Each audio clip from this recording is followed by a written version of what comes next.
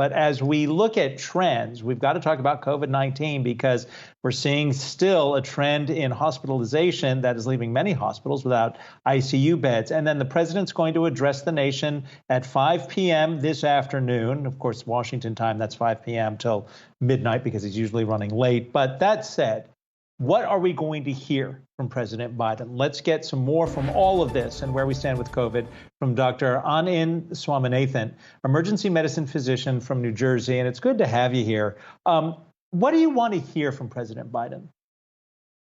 I think there's a number of things that we as a country should expect to hear. I think the first should be about increased mandates on vaccination. All federal workers is a good start. All healthcare workers, all teachers and staff in schools. If you are getting federal funding, there should be a vaccine mandate. There should be a vaccine mandate for all businesses.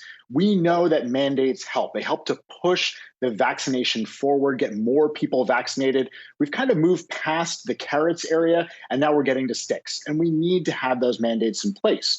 Going forward from there, let's have mandates on travel. If you're going to be flying, you should be vaccinated. That is the safest thing to do. So I think we need to see a lot more mandates on vaccination. The next thing is about testing. We need to see more about testing, both in terms of how easy it is to get access to testing, and then specific recommendations, especially for schools, on how testing should be done.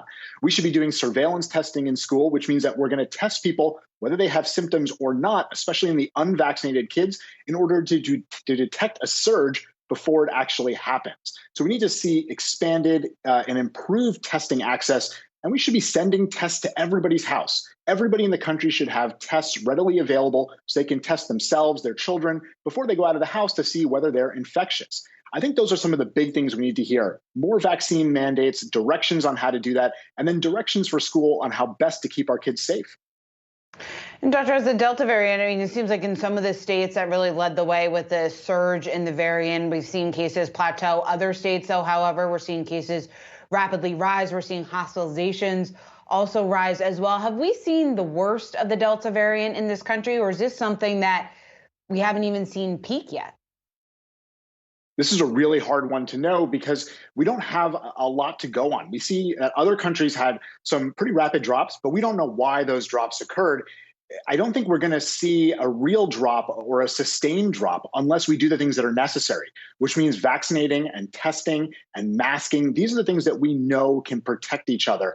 Until we see that, I don't think we're going to see a drop in the Delta variant cases that are happening. And I think we have to look to those areas where Delta cases never really spiked, or there haven't been significant rates of spikes and significant rates of hospitalization.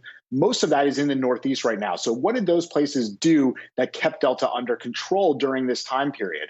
But we really are having a hard time predicting when this is going to stop or when it's going to start falling. We are seeing some plateauing, which is reassuring, but we really need more time to see where that's going to go. Would it make sense, though, if we were to look at, for instance, India, and I think that their spike, the trajectory is roughly two months, and then you get the downward trend. And they certainly didn't have a vaccine regimen that would equal ours.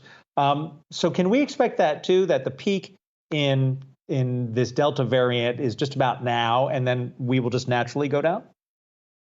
I think we'd all like to think that that's what's going to happen, but we don't know because the epidemiologists, the virologists, all of the experts that are looking at both Britain and India of why they had those drops, we can't really figure it out. We can't figure out what it was that led to those drops. Exactly like you said, in India, it's not like mass vaccination all of a sudden happened and they had a drop in cases. So we don't know what stimulated that drop. And because we don't know what stimulated, it's really hard to project what we're going to see. Again, those plateaus that's happening right now, that's great. Let's see a sustained plateau or more importantly, a sustained drop before we start to say, okay, now we can make some predictions about where we're going. Doctor, earlier this week, we had the head of the WHO calling on all countries to halt booster shots through the end of the year. It's similar to what we've heard from the WHO previously, but will that put the American population at risk? I mean, how critical is it from your view that we do start booster shots as soon as possible? I think there are certain groups where booster shots are clearly going to be recommended. And in those groups, it's almost not a booster shot. It's a third shot in a series. The severely immunosuppressed, the elderly who are frail, those groups probably weren't adequately vaccinated with 2 doses. For everybody else, I don't think a booster is necessary at this time because we have to understand what these vaccinations can do. They can't prevent all cases. Their job is to prevent serious cases, hospitalizations, and deaths. And they're still doing that at a very high rate. They're extremely effective for that. So I don't think boosters are indicated. Instead, what we should be focused on is getting those extra doses or the doses that we have abroad.